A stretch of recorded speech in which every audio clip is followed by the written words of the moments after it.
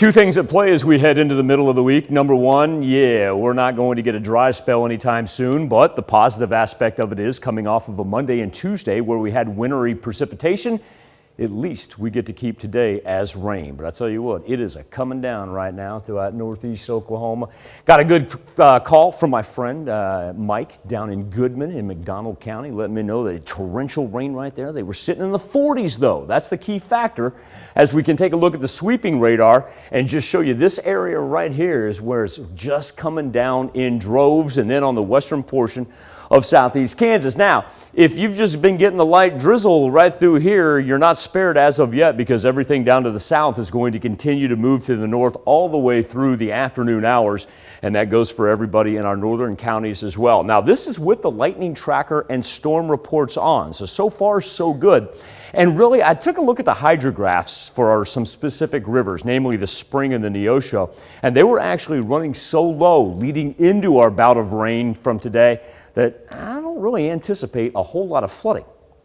With that being said, we still do have flood watches all the way into Thursday evening. So those low-lying areas, please know, those low bridges, agricultural areas, those are still going to pile up, because you have to remember, even though some of it was wintry out to the western portion of southeast Kansas right there, we're to the point now where it's beginning to melt. And so what that's going to do, if you go back to Saturday when our rain actually started, we're already piling up in excess of 3 inches out there in south of I-44, and we've still got another 1.5 inches, 2 inches to go before we're done on Wednesday. As a matter of fact, when we look at this area right here, it's extensive flood warnings ranging from Wichita to the 4 states all the way through the Ohio River Valley. And then we turn our attention down here. Well, these flood warnings and that right there, hurricane warning. Let's to update Hurricane Zeta, Category 1 right now. Let's hope we can keep it as a 1. And this is actually a good thing. The fact that it's moving at 18 miles per hour. You know, if you go back to Harvey, I was having this conversation with somebody.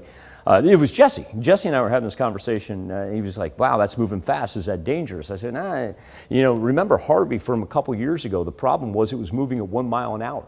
And so that just allows it to dump rain, rain, rain. The fact that if we can keep this at 18 miles per hour, kind of get it just whoosh, splitting right through New Orleans. I mean, they're going to have a storm surge. They're going to have torrential rainfall. They're going to have flooding.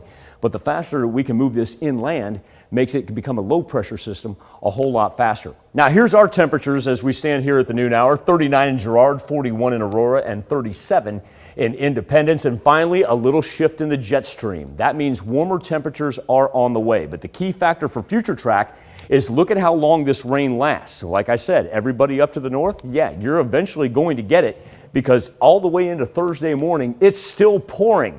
Now, Thursday afternoon is when we actually get a split off to the east, and then we can head into a very nice weekend where we warm up into the 50s and 60s. Halloween's still looking delightful for the kiddos.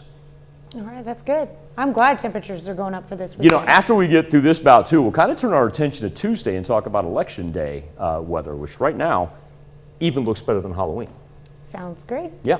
All right, thanks, Michael.